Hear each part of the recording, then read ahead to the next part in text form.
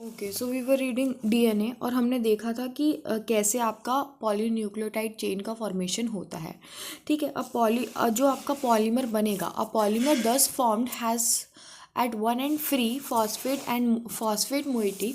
देखो, जो आपका डीएनए हमने बनाया तो उसमें क्या होगा, 5' एंड पे आपका 5' एंड ऑफ शुगर, ठीक है, उस पर आपका एक फॉस्फेट फ्री रहेगा।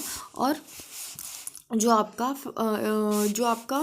3' एंड होगा वहाँ पे एक OH ग्रुप फ्री रहेगा। ठीक है, जो आप इसको हम बोलते हैं 5' एंड ऑफ पॉलीन्यूक्लियोटाइड चेन, और जहाँ पे OH फ्री है उसको हम बोलेंगे 3' एंड ऑफ पॉलीन्यूक्लियोटाइड चेन।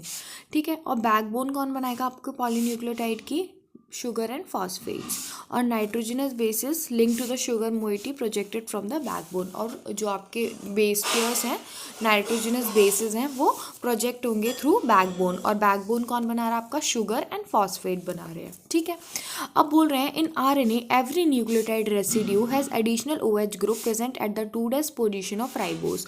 देखो, राइबोस क्या है, शुगर है जो कि आपकी RNA में प्रेजेंट होती है। DNA में क्या प्रेजेंट थी आपकी, डीऑक्सीराइबोस प्रेजेंट थी।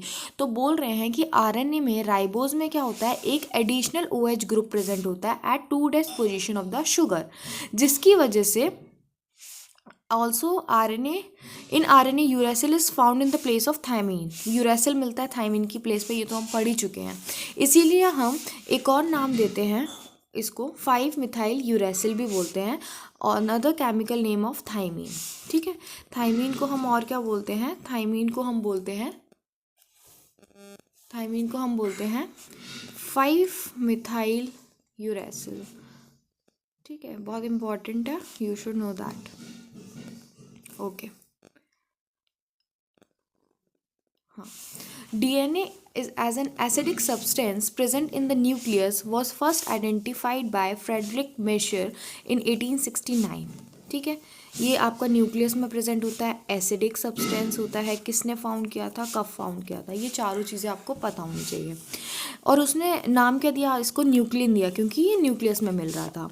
However due to technical limitation in the isolation of such polymer intact, the elucidation of structure of DNA remain inclusive for a very long period of time. Since आपका DNA बहुत long molecule है और आपके छोटे से cell में वो बहुत ही इंटेक्ट तरीके से रहता है। ठीक है, तो उसकी एक हमारे पास टेक्निकल लिमिटेशंस होने की वजह से हम उसकी डिटेल स्टडी हमें नहीं पता चल पाई थी, हम स्ट्रक्चर के बारे में ज़्यादा नहीं जान पाए थे। It was in 1953 Watson and Crick based on X-ray diffraction data produced by Wilkins and Franklin। किसका X-ray diffraction data, Wilkins and Franklin का। किसने निकाला, वॉटसन एंड क्रिक ने। और क्या दिया आपको, डबल हेलिक्स मॉडल दिया for the structure of DNA।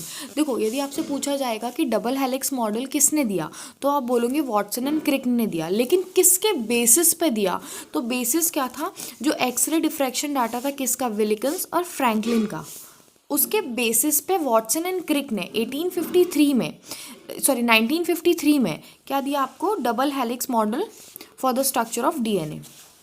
और इसका हॉलमार्क क्या था डबल हेलिक्स मॉडल का, was the base pairing between the 2 strands of the polynucleotide chain. जो बेस पेयरिंग थी वो, however this propositions was also based on the observation. जो 4 graph थे, उन्होंने ये आपका जो बेस पेयरिंग थी उसका क्या प्रपोर्शन होना चाहिए वो आपका 4 ग्राफ ने दिया था, जिसको हम 4 ग्राफ रूल भी बोलते हैं, जिसने बोला था कि A और T का और G और C का जो रेशो होगा वो 1 होगा, कांस्टेंट होगा या फिर 1 होगा।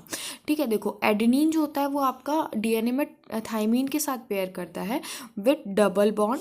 ठीक है, और हाइड्रोजन बॉन्ड्स होते हैं ये, और जो ग्वानिन होता है वो ट्रिपल बॉन्ड के साथ पेयर करता है विथ साइटोसिन। ठीक है, DNA की बात कर रहे हैं, और यदि हम RNA की बात करेंगे तो थाइमीन की जगह यूरेसिल आ जाएगा।